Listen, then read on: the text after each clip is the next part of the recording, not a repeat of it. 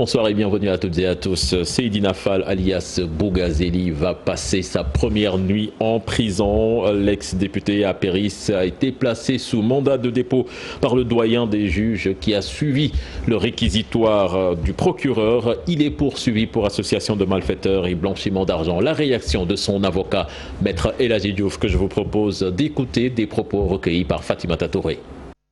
Le doyen des juges du tribunal de grande instance de Dakar vient d'inculper mon client Seydina Fall Bougazeli et lui a décerné un mandat de dépôt. Pour le moment, c'est ce qu'il faut retenir. C'est le début de la procédure d'instruction. À charge pour le juge d'approfondir, de mener une enquête pointue pour savoir si les faits visés existent. Parce que comme vous le savez,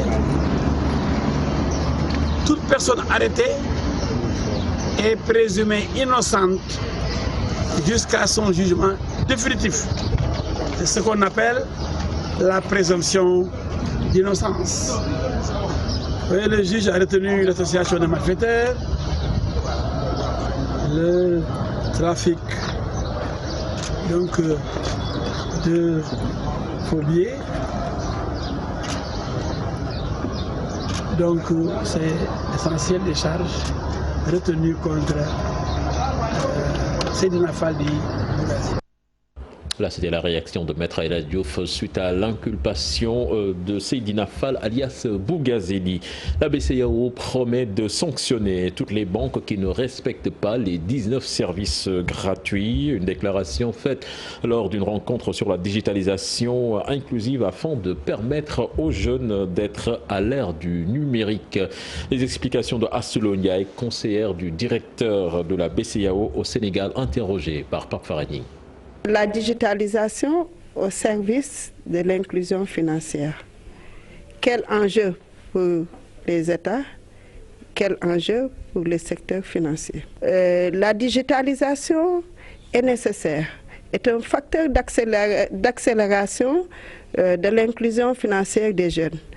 Mais la digitalisation avec les nouvelles technologies également comporte certains risques sur lesquels nous avons voulu attirer leur attention. Les 19 mesures de gratuité décidées par la Banque centrale, les banques ont l'obligation de les respecter.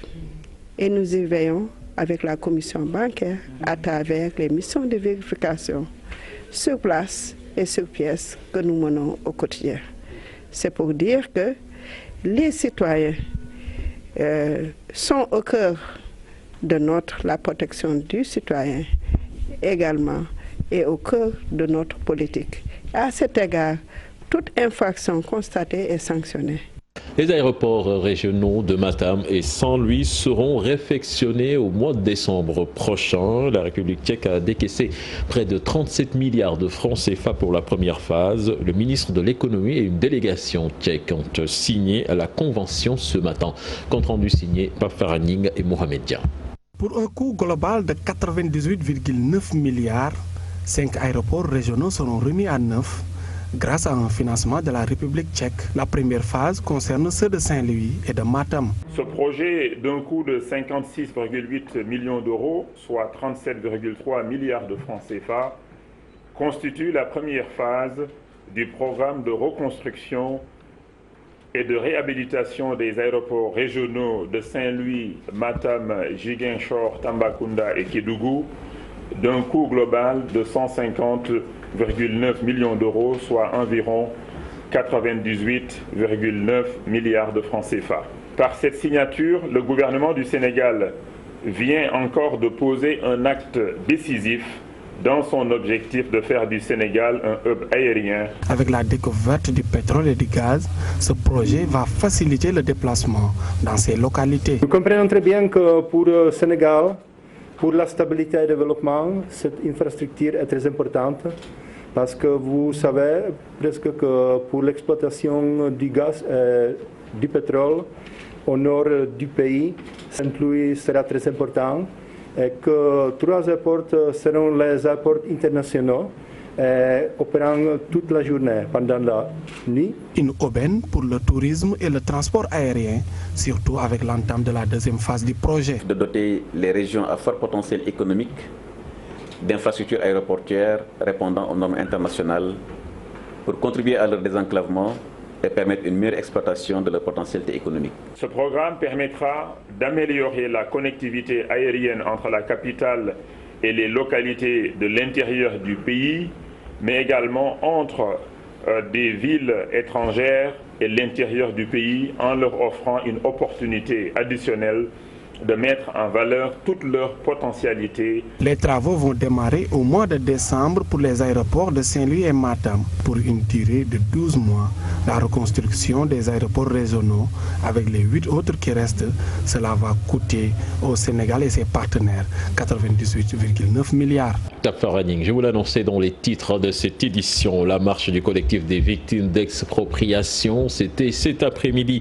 Et ses membres veulent récupérer leurs terres et se disent prêts à engager le combat jusqu'au bout pour obtenir gain de cause. Habib Faye et Youssou Baro ont suivi la procession. C'est ce qu'ils réclament, des terres.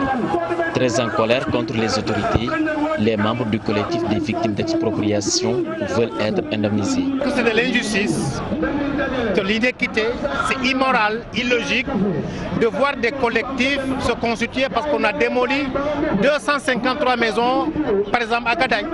Les recensements ont été faits. L'État a décidé de nous payer, mais jusqu'à présent, on ne nous a pas payé nos impenses. L'État nous a remis 40 hectares en disant qu'on doit nous rejuster 40 hectares. Mais nous avons constaté sur ces 40 hectares, il y a des habitations, il y a des Sénégalais qui sont là. Et nous avons dit qu'on ne va pas déloger d'autres Sénégalais et loger d'autres.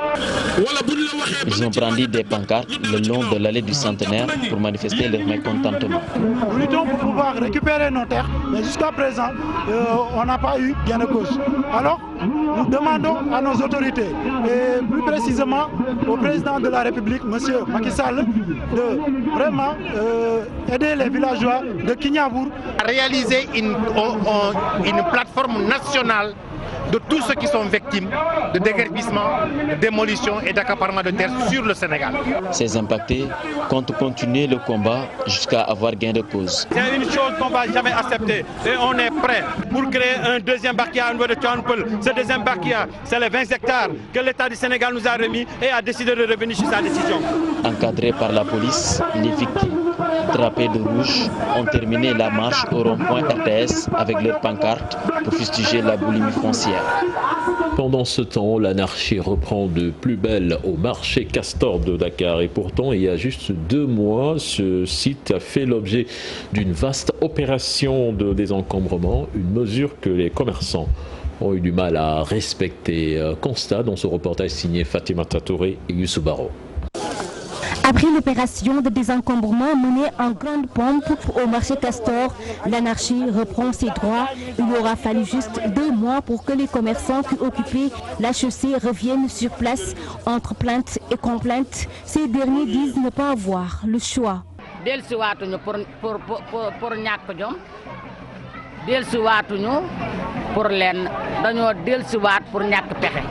Nous sommes revenus parce que nous n'avons pas le choix.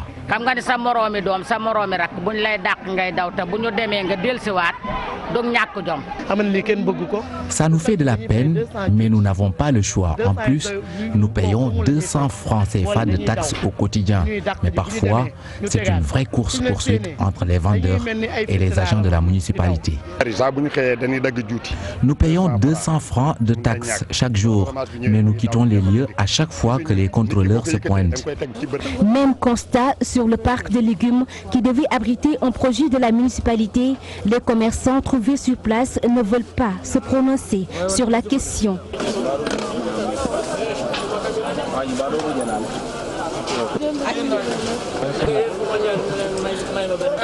Pour eux, il faut impérativement des mesures d'accompagnement pour libérer le site. Nous voulons juste un endroit où nous installer pour travailler. Quand vous demandez à des travailleurs de céder les lieux, il faut des mesures d'accompagnement. Aujourd'hui, ces commerçants se disent désespérés. Ils interpellent directement le maire de Dieuppeul-Derklé afin de trouver des solutions au plus vite. Nous allons à présent dans le bassin arachidier avec le président de la chambre de commerce de Kaolack qui estime que le prix officiel du kilogramme d'arachide doit être fixé beaucoup plus tôt. Serigne Mboup, sur une autre question, demande à l'État du Sénégal de draguer le port de Kaolack. Je vous propose de l'écouter. Ces propos sont recueillis par Ibrahima Diamé et Fally Gueye. Et je félicite Seigneur pour porter le prix à 210. Mais moi je me dis que c'est bon, on encourage. Mais normalement partout dans le monde, l'agriculteur vend sa production avant de le cultiver. Et donc si on avait fixé les prix avant, parce que nous on a essayé avec la chambre pour voir comment on peut faire pour que les gens signent des contrats avant la récolte.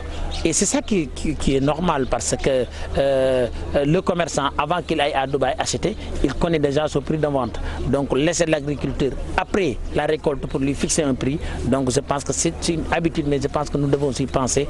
Et aussi, de l'autre côté, penser aussi comme ce que le directeur de COSEC est en train de faire, comment on peut transporter à partir du port de Kaolack. On ne peut pas comprendre 1922, on a transporté toute l'arachide par voie maritime et par voie ferroviaire. Aujourd'hui, on est à 2019. Là, il y a beaucoup plus de possibilités, il y a beaucoup plus d'avantages. On est là, la mer est là, on n'a pas besoin de mettre une route, on n'a pas besoin de mettre un pont. On peut mettre un bateau qui peut prendre 20 camions, 30 camions, qui va coûter moins cher. Il n'y a pas de risque d'accident, il n'y a pas de problème environnemental. Donc, pensons à exporter l'arachide à partir du Kaolack et cela améliorer les prix à plus de 20 ou bien 30%, c'est au bénéfice des producteurs. Exportation de graines d'arachide, le collectif des producteurs et exportateurs de graines d'arachide table sur 475 000 tonnes de graines d'arachide pour cette présente campagne, soit une hausse de 25 000 tonnes par rapport à l'année dernière, selon le COPEGA qui a tenu son forum annuel avec les producteurs et partenaires. Ibrahima Diamé, Fally Gueye. De 450 000 tonnes l'année dernière, les exportateurs du collectif des producteurs et exportateurs de graines d'arachide veulent passer à 475 000 tonnes cette année. Selon Habib Thiam, président du COPEGA, tous les atouts et les conditions sont là pour de bonnes opérations d'exportation au bénéfice des paysans. Actuellement, le Sénégal a plusieurs atouts. La demande elle est très forte et les cours aussi en dollars, le taux dollar est élevé.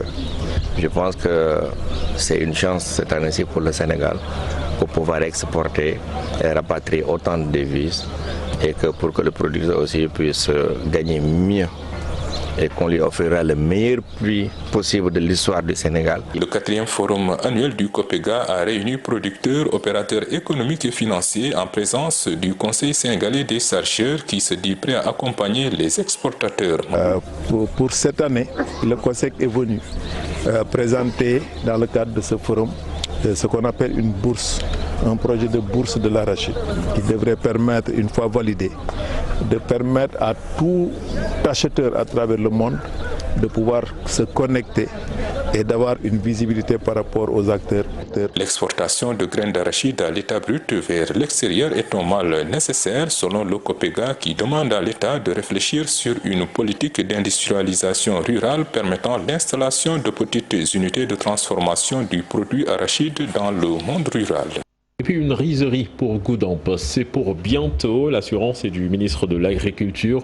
Moussa Baldé a visité ce jeudi les locaux de cette infrastructure en chantier. Et sur place, le ministre se réjouit de la mécanisation progressive de l'agriculture et promet l'accompagnement de l'État pour asseoir l'autosuffisance en riz. Je propose de l'écouter. Ses propos sont recueillis par Fally Gueye. Comme j'ai l'habitude de le dire, on n'a pas besoin d'être expert pour voir le potentiel risicole du département de Goudomp.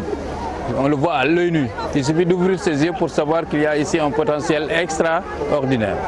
Et je me réjouis des avancées qu'on a notées depuis quelques années en matière de mécanisation. Maintenant, les groupements de femmes, on l'a vu ce matin, possèdent des batteuses, il y en a qui ont des tracteurs, il y en a qui ont des motoculteurs. Et le clou, c'est qu'on va inaugurer bientôt une rizerie qu'on vient de visiter pour compléter vraiment la chaîne de valeur. Effectivement, il y a toujours des problèmes de salinisation. Nous avons de nouveaux programmes. Il y a le Proval qui va démarrer en 2020. Il y a le programme Agri-Jeunes qui concerne aussi la région de Sédhiou. Donc, avec la Sodagri et le Paris, nous pensons que d'ici quelques années, nous pouvons changer complètement la face de la riziculture au niveau du département de Goudomp, donc de la région de Sédhiou. Et puis le Centre national d'entraînement de Mont-Roland porte désormais le nom du capitaine Gormak Niang. Ce centre va contribuer à la formation des jeunes militaires. Aïssatou Gueiba avec les images de la DIRPA. C'est officiel. Le centre d'entraînement national de Mont-Roland porte le nom de feu Gormak Niang. Une cérémonie solennelle et un dernier hommage rendu à cet homme qui a combattu pour les valeurs républicaines, avec la présence du ministre des Forces armées, des grands commandants, ainsi que les membres du défunt capitaine. C'était pour lui porter un nom. Ce nom, c'est celui du capitaine Gormak Niang.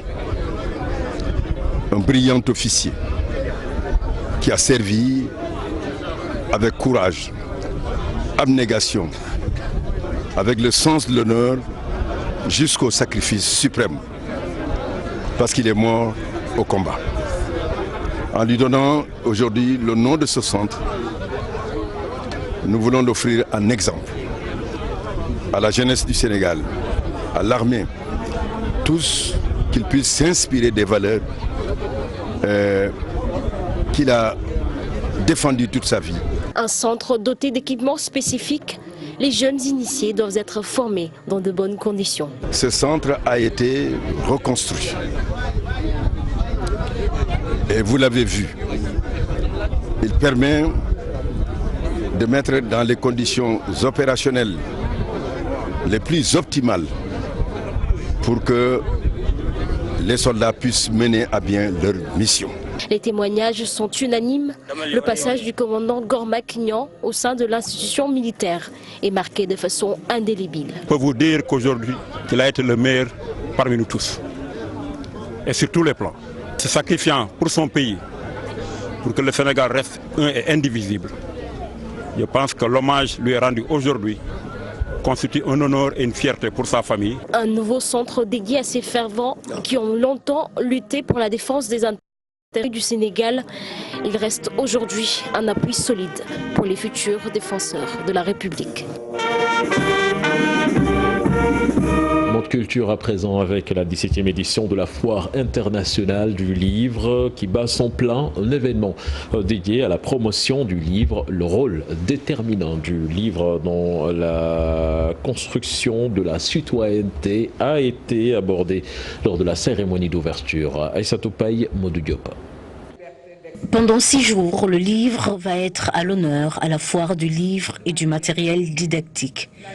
Découvertes, rencontres, échanges entre écrivains, éditeurs et lecteurs. Pour la leçon inaugurale de la cérémonie d'ouverture, les mots ont pris tout leur sens. Le mot et la lecture sont intrinsèques à notre être. Dès lors, nous comprenons que le livre puisse jouer un rôle important pour l'émergence d'une dimension fondamentale de notre être, à savoir notre citoyenneté.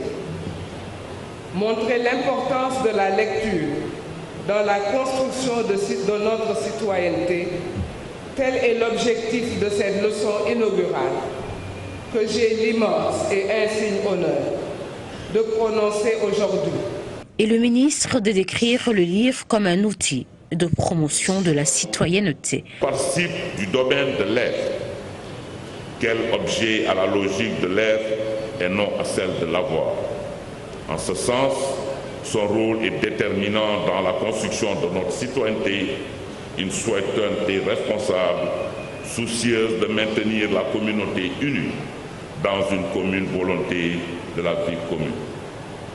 Vous avez parfaitement raison, Madame, professeur Ramatoulaye Diagne Beng. La lecture peut constituer ce ciment capable de préserver la cohésion sociale contre tout genre de fracture sociale. À noter que le pays invité d'honneur, la Guinée, va bientôt abriter un important événement culturel. L'ambition est, comme toute ambition noble, un défi surmontable à cause de l'existence d'une volonté politique affichée par les gouvernants guinéens.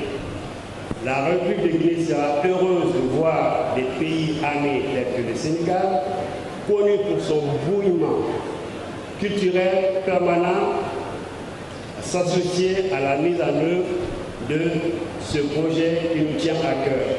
Beaucoup de trophées ont été remis de part et d'autre. Les éditions Maguilène, elles, ont été lauréates du prix de la FILDAC 2019.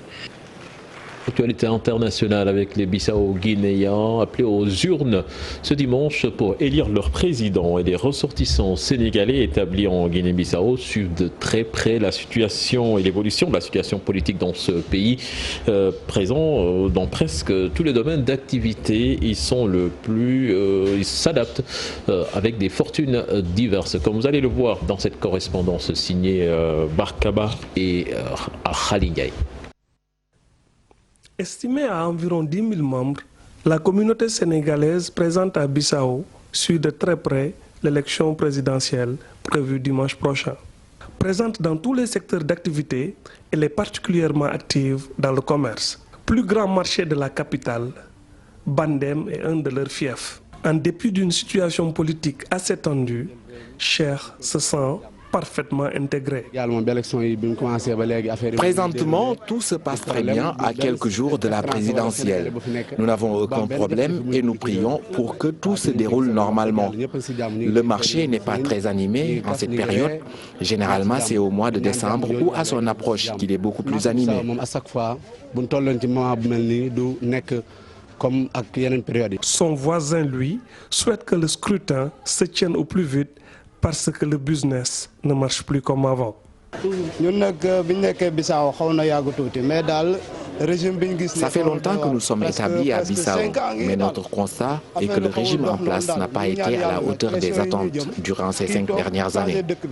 Nous prions pour que le futur président élu soit capable de changer la donne.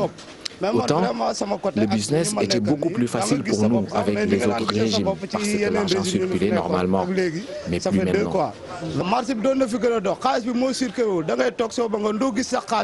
Un son de cloche que ne partage pas Oumou, commerçante sénégalaise qui fait la navette entre Istanbul et Bissau. Je n'ai aucun problème à Bissau, je suis bien intégrée. C'est comme si j'étais au Sénégal. Je mène mes activités en toute quiétude et je n'ai pas de sens interdit. Je parle la langue locale, tout se passe bien. Dimanche, les électeurs devront se rendre aux urnes pour départager les 12 candidats à une présidentielle sous haute surveillance de la communauté internationale. Merci à vous Barkaba. Donc la présidentielle bissau-guinéenne, c'est à suivre avec notre envoyé spécial à Barkaba. Et puis retenez, en beach soccer, les Lions ont perdu face à la Russie, score 8-7. Donc entrée en matière difficile des Lions qui devront se reprendre pour espérer se qualifier pour le prochain tour. Voilà, c'était tout pour ce 20h. Prochain rendez-vous pour l'information, ce sera à 0h avec le tout en images.